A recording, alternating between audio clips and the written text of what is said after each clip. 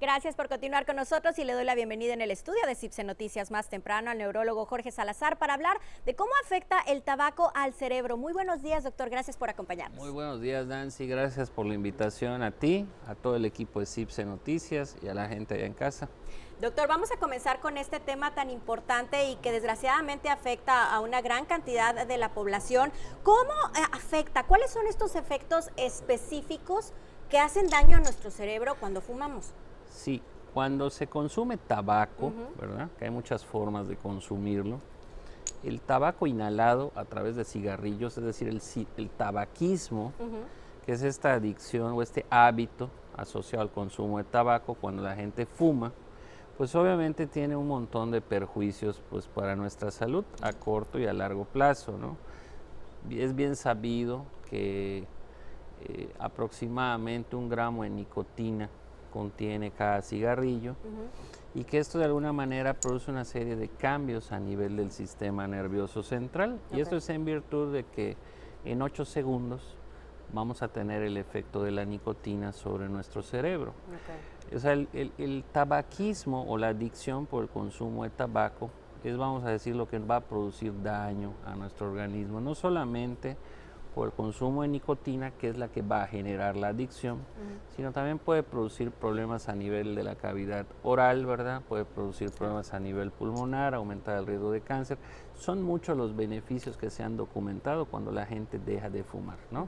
Estás hablando de que a los 10, 15 minutos baja la frecuencia cardíaca, mejora la presión arterial. Conforme pasan los meses y tú dejas de fumar, pues obviamente si tenías tos o dificultad respiratoria asociada, esto se va a ir. A largo plazo disminuye el riesgo de algunos tipos de cáncer, ¿verdad? O de enfisema pulmonar, entre muchos otros beneficios. Y en el caso de la neurología, pues está bien documentado que reduce el riesgo, el dejar de fumar, de eventos cerebrovasculares, de embolias, ¿no? Entonces, ¿por qué se produce esta adicción? Bueno, pues tiene mucho que ver con los efectos que el tabaquismo tiene en el cerebro, ¿no?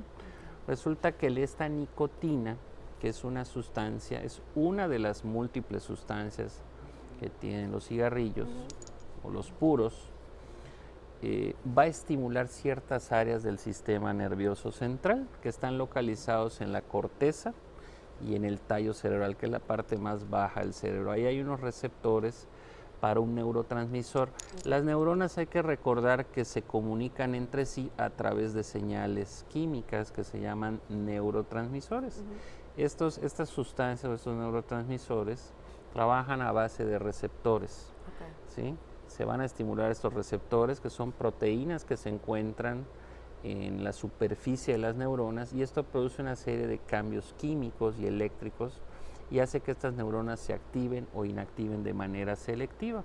Entonces, dependiendo del neurotransmisor, va a ser el receptor que se va a estimular y por lo tanto la función que se va a producir. Y sucede que tenemos muchos receptores para la nicotina, ¿verdad? En ciertas áreas del cerebro que tienen que ver con el circuito. Hay un circuito que le llaman el circuito de la recompensa, que es común a muchas drogas, ¿verdad?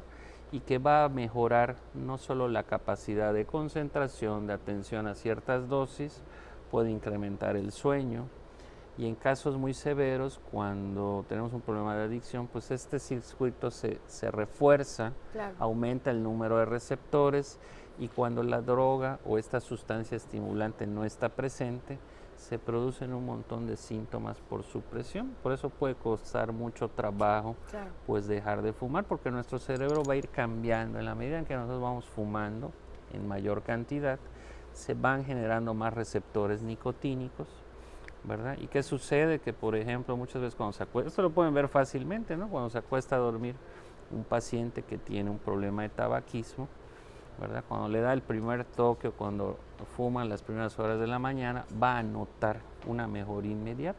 ¿Por qué? Porque ha habido una abstinencia durante toda la noche. Entonces, cuando se levanta, tiene esta ansiedad por la falta de nicotina. Para sentirse bien en ese momento. Para sentirse bien en ese momento.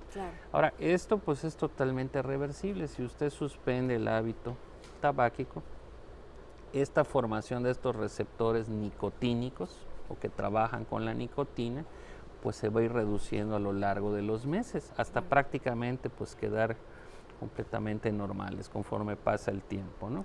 Entonces ese es uno de los principales cambios que produce la nicotina a nivel cerebral. ¿Verdad? Al estimular estos receptores nicotínicos aumenta la cantidad de una sustancia que se llama dopamina, que es este neurotransmisor que nos hace sentir bien, que nos motiva, que nos da esta sensación placentera. Entonces de ahí que cuando se fuma de manera pues continua, de manera desenfrenada, pues se produce esta sensación placentera, ¿no? Que en algunos casos pues puede llegar al extremo de ser una adicción y para la cual pues hay una cura, ¿no? Y obviamente la nicotina pues no es la única responsable, o en sí no es la responsable de los daños, pero sí del tema de la adicción al tabaco. Claro, qué importante información nos está dando, como siempre, doctor. Y yo quiero preguntarle, ¿existen diferencias en la forma en que el tabaco afecta el cerebro de un fumador activo a un pasivo? Sí, totalmente, desde luego. Ese es otro tema, ¿no? El hecho de los fumadores pasivos, los niños, ¿no? O las personas que viven en la casa, pues desde luego también se puede ver afectada y muchas veces no son conscientes los fumadores. Y sí, también puede producir cambios a nivel cerebral, ¿verdad? O a nivel pulmonar de estas personas. Por eso se habla de fumadores pasivos y fumadores activos, ¿no? Entonces hay que tener cuidado y ser conscientes de si se tiene, bueno, lo mejor es no tenerlo, ¿verdad? Pero si se tiene este mal hábito, pues procurar, ahora sí que estar lo más alejado, sobre todo de los niños, que supongo que son como los que también más les afecta. Es correcto, ¿no? Sí, el tema de la adicción, ¿no? El consumo desmedido, como todo, ¿verdad? Consumo desmedido es lo que nos lleva a una adicción. Claro. Y esta adicción, pues es lo que hace que la gente no deje de fumar. Y al no dejar de fumar, pues no solamente tienes esta sensación placentera o síntomas por supresión, ¿no? Cuando dejas de fumar, sino que además pues vas a tener un montón de riesgos a corto y a mediano y a largo plazo. Y esto está bien documentado, ¿no? Claro. En muchos estudios a lo largo de la historia médica se ha podido corroborar, como también se ha podido corroborar que las personas que tienen o reconocen que tienen este problema y que dejan de fumar conforme pasan los meses, pueden recuperar pues la salud, ¿no? O se puede equiparar el riesgo a contraer ciertas enfermedades a una persona que nunca ha fumado. Pero para eso se requiere mucha voluntad y, ¿por qué no?, ayuda profesional, ¿no? Claro, que afortunadamente ahorita tenemos tanta información tan al alcance de nuestras manos y tantos grupos que pueden ayudar a esta persona a dejar el mal hábito. Es correcto. Es un hábito no saludable, ¿no? Entonces, por ejemplo, en el caso de la neurología, pues yo te puedo decir que muchos pacientes que tienen problemas de adicción con el consumo de tabaco padecen de una cosa que se llama enfermedad carotidia. Es decir, las carótidas son las arterias que llevan sangre pues desde la aorta, ¿verdad? Que es una arteria que sale del corazón, hacia la mayor parte del cerebro. Es un sitio frecuente de embolias o infartos cerebrovasculares. Y bueno, vemos muchos casos de gente que produce una enfermedad en estas arterias. Estas arterias se tapan, ¿sí? Se forman unas placas de ateroma que luego pueden sufrir una serie de cambios y que nos puede llevar a presentar pues, un infarto cerebrovascular. Todo esto se puede evitar si nosotros adoptamos estilos de vida saludables, porque muchas veces me dicen, doctor, ¿qué vamos a tomar? Bueno, el tratamiento farmacológico es importantísimo, pero también los buenos hábitos, ¿no? Entonces estamos hablando aquí de un tema de hábitos, ¿no? La práctica del ejercicio, ¿verdad? El comer sano y desde luego el tabaco, ¿no?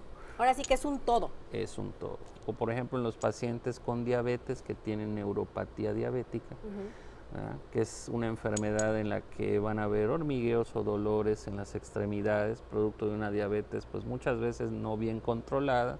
Si se fuma de forma desmedida, este proceso se incrementa de una manera exponencial, ¿no?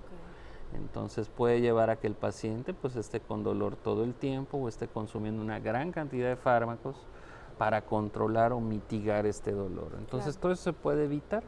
¿Cómo? Modificando esos estilos de vida, y uno de ellos tiene que ver con evitar el consumo, ¿no?, desmedido pues, del tabaco, ¿no? Y obviamente evitar también el consumo del tabaco en el embarazo, doctor, es muy importante. Por supuesto, también en el caso de las mujeres embarazadas, en el caso de los niños, ¿no?